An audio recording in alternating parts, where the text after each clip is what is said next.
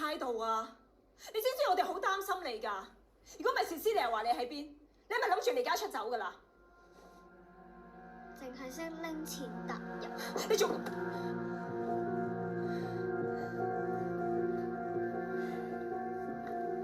咁我哋都係擔心你想你安全啫噃。唔使理我哋啲嘢啊！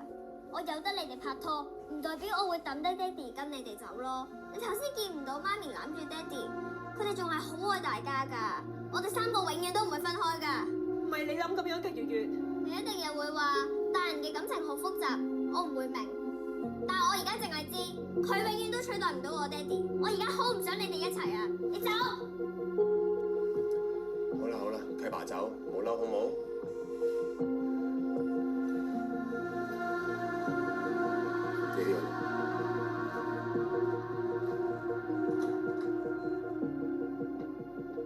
就算你幾唔中意我哋拍拖都好，我都唔准你咁冇禮貌啊！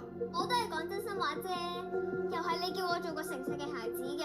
咁你之前將埋表現教話俾 Mara， 你唔好以為我唔知你講大話，點知你而家仲變本加厲諗住離家出走？我係唔中意你同爹哋同其他人一齊啊！呢個唔係做壞事嘅藉口啊！你留喺香港就係群埋晒啲壞朋友，越學越曳。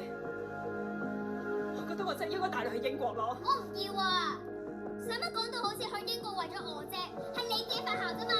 你講乜？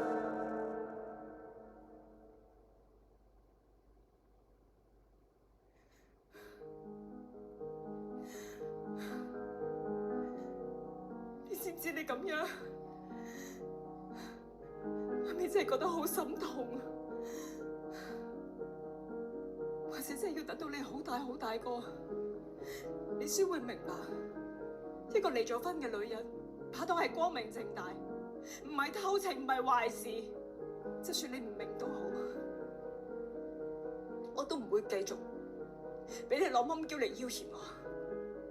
我唔會再縱容你噶啦。你而家冇零用，冇手機，除咗返學補習興趣班之外，唔准出街，直到你反省自己有幾錯。